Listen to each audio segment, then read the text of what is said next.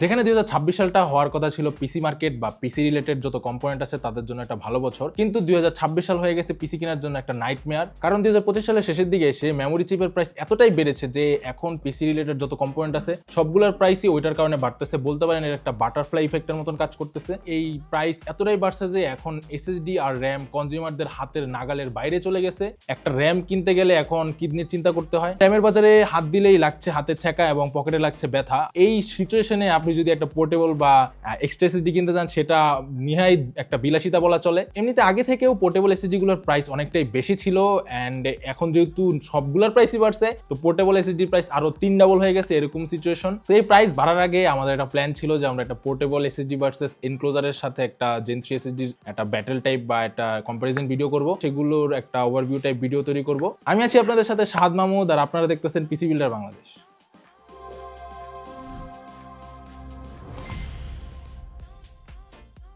তো এই ভিডিওতে যাওয়ার আগে আমাদের আগে জানতে হবে যে একটা এনক্লোজার কিভাবে কাজ করে, অর্থাৎ এটা টোটাল ওয়ার্কিং মেকানিজমটা কিরকম। মূলত একটা এনক্লোজার কাজ করে ট্রান্সলেটর হিসাবে। আমরা যেমন ইংরেজি থেকে বাংলা ভাষা ট্রান্সলেট করি বা অন্য কোনো ভাষাতে ট্রান্সলেট করি, ঠিকই এনক্লোজারও ট্রান্সলেট করে, বাট ও ট্রান্সলেট করে প্রোটোকল। ওইটা ডিপেন্ড করে আপনি কোন এনক্লোজার ইউজ করতেছেন। সাটার এনক্লোজার ইউজ করলে সাটা থেকে ইউএসবি করবে, এনভিএমি এর জন্য যেটা এনক্লোজার আছে সেটা ইউজ করলে এনভিএমি থেকে ইউএসবি করবে। তো এরকম। তো এই এনক্লোজার করে কি, এই যে এনভিএমি প্রোটোকলটাকে আছে এটার যে সিগন্যালটা সেইটা ইউএসবি প্রোটোকলে ট্রান্সলেট করে পিসি কে পাঠায়। আবার আমরা যখন পিসি থেকে কোনো ডাটা এনক্লোজারের যে এসএসডি আছে সেটাতে পাঠাই, তখন সে করে কি ইউএসবি প্রোটোকলটাকে ট্রান্সলেট করে এই এনভিএমি প্রোটোকলে আনে। অর্থাৎ আপনি এখানে বেসিকটা বুঝতেই পারতেছেন যে একটা এনক্লোজার মূলত প্রোটোকল ট্রান্সলেটর হিসেবেই কাজ করে। এখন এই যে এই প্রোটোকল ট্রান্সলেট গুলো হয় এগুলোর পিছনে একটা চিপ খুব বড় ভূমিকা রাখে, এবং সেই চিপটা হলো কন্ট্রোলার ব্রিজ।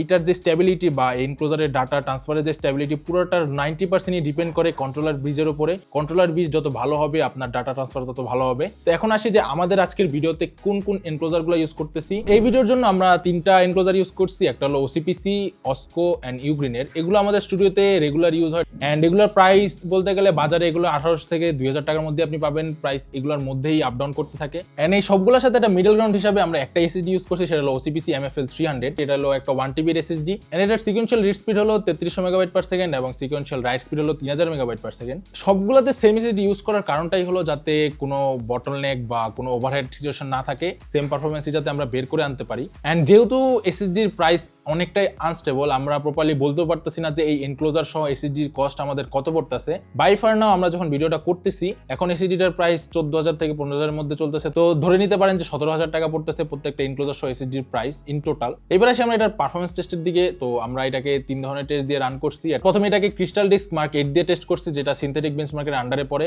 দেন আমরা ব্ল্যাকম্যাজিকের যে টুলটা আছে সেটা ইউজ করছি সবগুলোর ক্ষেত্রেই। দেন আমরা 82 জিবির যে প্রিমিয়ার প্রোফাইলটা সেটাও ট্রান্সফার করে দেখছি। আমাদের 105 জিবির যে 8K বিরো সেটাও ইউজ করছি। এন্ড এটার সাথে আমরা একটা অ্যাড করছি হলো একটা গেম। নরমালি আমরা এনক্লোজার গুলো ইউজই করি গেম রিস্টোর করার জন্য বা গেম ট্রান্সফার করার জন্য। এখন গেম ইউজ করার কারণ হচ্ছে গেম ফাইলে থাকে ছোট ছোট ফাইল, অনেক ক্লাস্টার্ড ফাইল থাকে। তো সেটার ক্ষেত্রে আমরা ইউজ করছি সিটি স্কাইলাইন্স 2 এর একটা গেম ফাইল। তো ক্রিস্টাল ডিস্ক মার্কেট দিয়ে যে ডাটাটা আসছে সেটা আপনারা স্ক্রিনে দেখতে পারতেছেন কোন এসএসডিটা কোথায় আছে। এন্ড এই ক্ষেত্রে আমরা তেমন একটা প্রবলেম ফেস করি না, যেহেতু সিনথেটিক বেঞ্চমার্ক টেস্ট ওরকম কোনো প্রবলেম ফেস হয়ও না। সেম একই ক্ষেত্রে ব্ল্যাকম্যাজিক টুলের ক্ষেত্রে কোনো প্রবলেম ফেস হয় না, ওইটার ডাটাও আমরা স্ক্রিনে দিয়ে দিচ্ছি, আপনারা দেখতে পারতেছেন। এখন আসে আমাদের যে প্রিমিয়ার প্রোফাইল বা 82 জিবির যে প্রিমিয়ার প্রোফাইলটা রয়েছে সেইটার ডাটাতে। তো এখানে আমরা যখন এই সবগুলো এসএসডিতে এই ডাটাটা রিড রাইট করি তখন এরকম একটা ড্রপ আমরা পাই নাই। নরমালি 600 থেকে 200 এর মধ্যেই আপ ডাউন করছে। তো এটা একটা স্ট্যান্ডার্ড বলতে পারেন আপনার একটা এনক্লোজারের জন্য।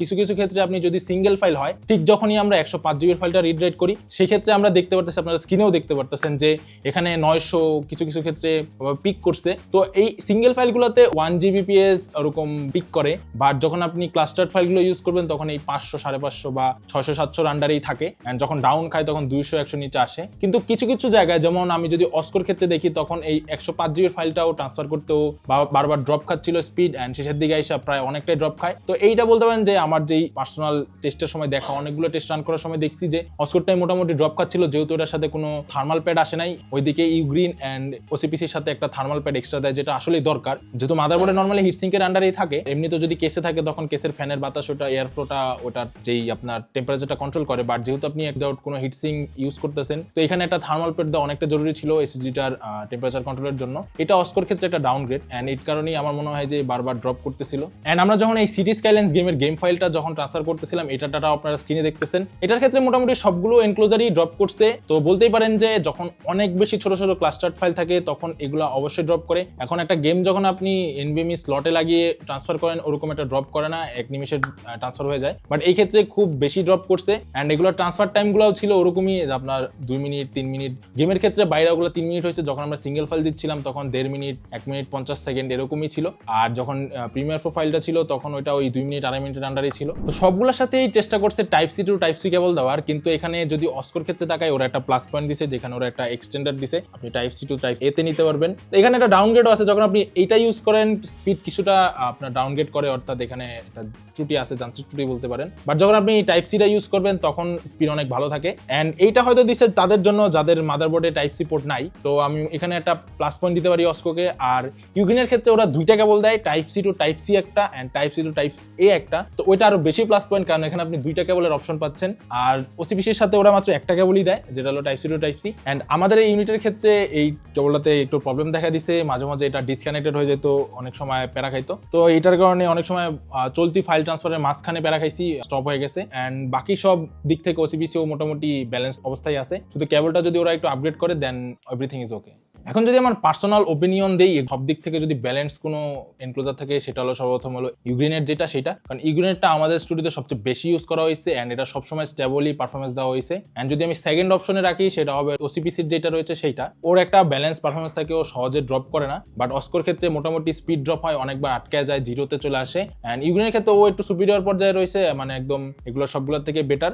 এন্ড যদি আমি সবার শেষে রাখি সেটা হলো অস্কোরটা মোটামুটি একটু লো এন্ড যারা ইউজ করেন তাদের জন্য জেন 3 এসএসডি ইউজ করবেন। জেন 4 যদি ইউজ করেন তখন প্যারা হয়ে যাবে, কারণ যেহেতু ওদের সাথে একটা থার্মাল প্যাড দেয় নাই, জেন 4 এসএসডি গুলো আরো বেশি হিট হবে। কিন্তু যখন আপনি ওসিপিসি বা ইউগ্রিনেট গুলোর সাথে জেন 4 ইউজ করবেন তখন তেমন একটা সমস্যা আপনারা খেয়াল করবেন না, কারণ ওগুলো মোটামুটি জেন 4 হ্যান্ডেল করার মতন ক্ষমতা রাখে। তো টাচ এন্ড ফিলের মধ্যে মনে হচ্ছে সবচেয়ে ভালো বিল কোয়ালিটি হলো ওসিপিসিটার, সেকেন্ড হবে ইউগ্রিন এন্ড থার্ড হবে অস্কোরটার। আপনার hand feel and build quality অনেকটা চিপ মনে হবে, কিন্তু ওটাতে একটা প্লাস পয়েন্ট আছে, ওটাতে একটা 8GB লাইট দেওয়া আছে যেটা আপনার সাইডে জ্বলে, বোঝায় যখন ওটা ওয়ার্কিং কন্ডিশনে থাকে বা রিড রাইট হয় ওটাতে, তখন ওই লাইটটা এরকম আপনার পাস থ্রু করতে থাকে এক সাইড থেকে এরকম আরেক সাইড। তো এখানে অস্কো ইন্ডিকেটর লাইটের জন্য আরেকটা প্লাস পয়েন্ট পাবে, কারণ যেহেতু বাকি সবাই একদম সাটেল রাখছে জিনিসটা, অস্কো এখানে একটু কিছু একটা ইউনিক করার চেষ্টা করছে, বাট আমার মনে হয় না সবার জন্য এটা জরুরি। তো এখন এই যে এত বেশি প্রাইস বা হাই প্রাইসের সময় এসে আপনি একটা এসএসডি কিনতে হিমশিম খাচ্ছেন, ওই জায়গায় আমি আপনাকে পোর্টেবল এসএসডি বা এনক্লোজার সহ এসএসডি কেনার জন্য বলতেছি, এইটা অনেকের কাছে হাস্যকর মনে হতে পারে, কিন্তু যদি আপনার একান্তই প্রয়োজন হয় যে আপনি একটা এনক্লোজার সহ এসএসডি কিনতে চান, বর্তমান বাজারে আমার মনে হয় এই তিনটা এনক্লোজারই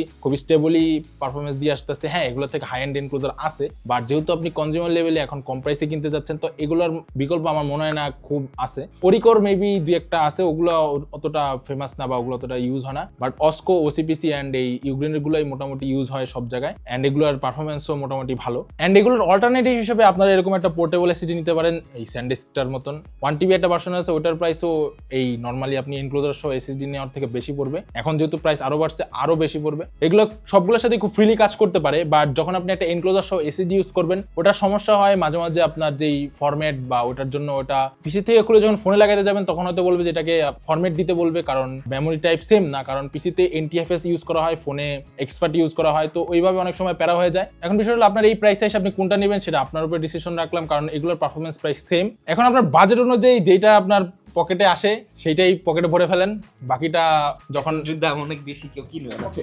সরি স্যার।